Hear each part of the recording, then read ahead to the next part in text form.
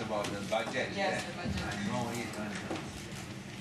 I don't have time to read through the recalibration. Except I want to say this. Besok saya akan lebih lanjut lah. Saya lihat satu komen daripada siapa itu Perdana Menteri yang menyatakan bahawa kalau tanpa GST pegawai kerajaan tak boleh dapat bayaran gaji. Saya rasa ini saya kurang bersetuju lah. Di Pulau Pinang semua pun kita tak ada GST, kita masih boleh bayar gaji pihak kerajaan tempatan. Dan semua pun kita tak ada GST tapi kita masih boleh ada lebihan, ada untung tiap-tiap tahun. So saya tidak faham mengapa dia boleh buat kenyataan sedemikian yang saya rasa seperti ingin terus mendukung menjustifikasikan itu GST. Di sini saya harap bahawa BN janganlah menegakkan benang yang basah. GST bukanlah penyelamat ekonomi Malaysia. GST penyelamat kerajaan daripada bankrupt mungkinlah, tapi ia amat memudaratkan kehidupan harian rakyat biasa dan ekonomi Malaysia. Kerana GST semua perniagaan jatuh menjunak. Kerana GST semua pekerja-pekerja wang tak cukup belanja.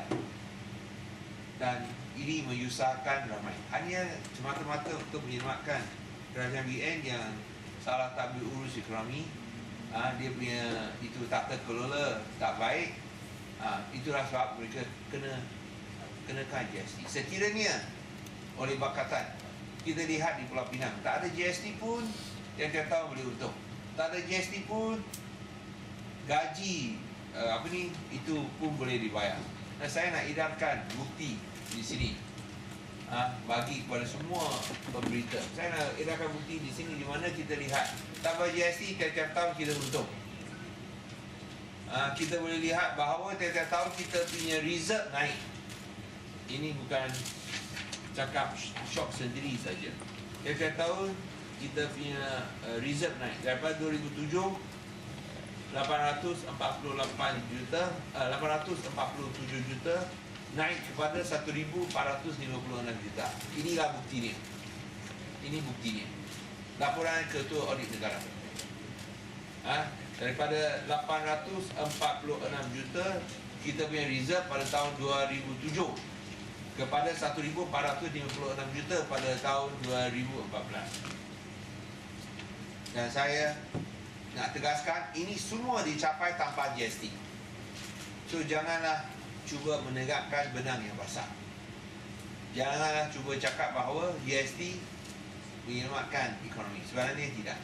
Saya tak dapat itu butiran lanjut. Ada item about this budget.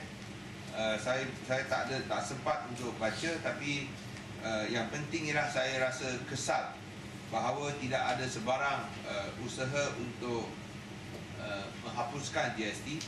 Dan saya rasa kalau kita lihat cara-cara ini, macam mana itu potongan cukai boleh bantu rakyat Malaysia kalau kita tak ada sumber pendapatan.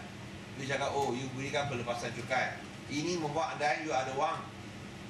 Kalau wang tak ada, bayar apa cukai?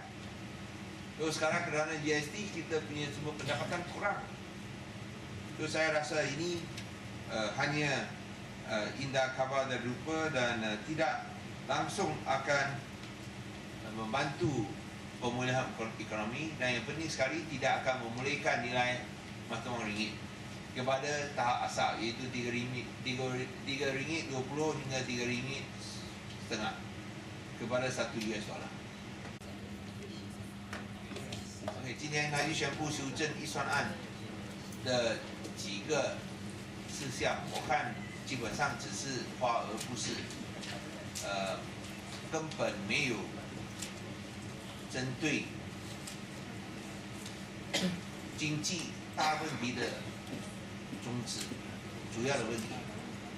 遗憾没有取消废除这个6%的 GST， 反而还说，因为有6%的 GST 救了国家，救了公务员160万公务员才能够领到薪水，因为有 GST。要在这边反驳这样的歪论，因为槟城已经证明这8年来，虽然我们没有 GST， 我们还是能够有能力还我们的公务员的薪水，而且每一年还能够赚钱，每一年我们的预算案还有盈余，不好像国政、联邦政府，它每一年不是有盈余，每一年赤字，这样的 every year they got deficit on their budget. Our budget every year surplus. They have got GST also deficit. 所以这个等下你再中断再接下去。所以在这个情况，这个 GST 不是为了救人民，不是为了救国家，只是为了救国政，因为他们国政无能为力，失策。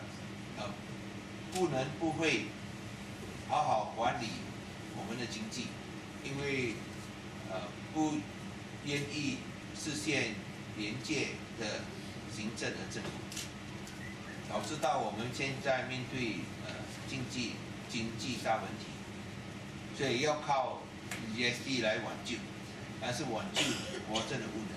所以如果是我们有机会的话，我们会证明，不是单单我们还是能够还薪水，虽然没有 GST。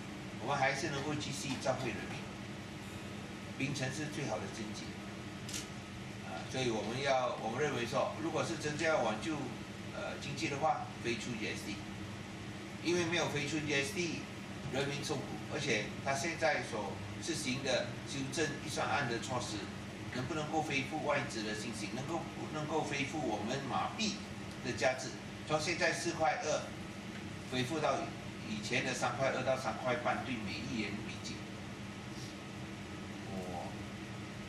我认为不会，所以这样的修正预算案根本没有大影响，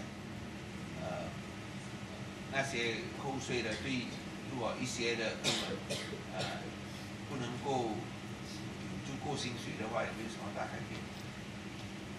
所以我们认为最终是跑不是而且根本帮不到普通老百姓我们要看到他是对这个本堂开刀，反正也没有对本堂开刀，就是好像那个过路费不一起完全没有宣布这样的措施，所以感觉到这是失望。